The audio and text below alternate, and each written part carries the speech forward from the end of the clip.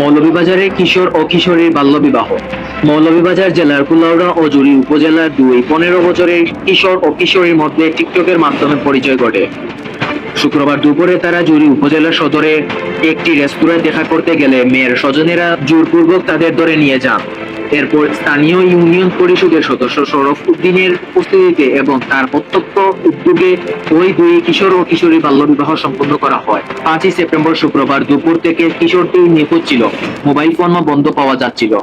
এরপর দিন ছেলের মা কুলাউড়া থানায় একটি সাধারণ ডায়েরি করেন এবং সহকারী police super Kulaura circle Mohammad Ajmal Hossain তাৎক্ষণিক ব্যবস্থা নেন। 6 সেপ্টেম্বর রাতে ছেলের এক বন্ধু মুঠোফোনে জানায় সে তাদের সঙ্গে ছিল এবং মেয়ের স্বজনেরা জোরপূর্বক ধরে নিয়ে গেছে। শুধু তাই নয়, ঘটনাস্থল থেকে ও মেয়ের বাড়িতে ঘটে যাওয়া বিয়ের দৃশ্য সে ভিডিও করে ছেলে পরিবারকে পাঠায়। ঘটনার সত্যতা প্রমাণিত হওয়ার পর রাতেই কুলাউড়া সার্কেল অতিরিক্ত পুলিশ সুপার আজমল হোসেনের নির্দেশে ছেলের মা জুড়ি থানায় মামলা করেন। মামলায় মেয়ের বাবা মা, ইউপি সদস্য শরফ উদ্দিন সহ অজ্ঞাতনামা আরো 10 থেকে 12 জনকে আসামি করা হয়। অভিযোগ আনা হয়েছে নারী ও শিশু নির্যাতন দমন আইন এবং বাল্যবিবাহ নিরোধ আইনে। 6 সেপ্টেম্বর শনিবার রাত 11টার দিকে পুলিশ অভিযান চালিয়ে জুড়ির জয়ফলনগর ইউনিয়নের এক আত্মীয়র বাড়ি থেকে কিশোর ও কিশোরীকে উদ্ধার করে থানায় নিয়ে আসে।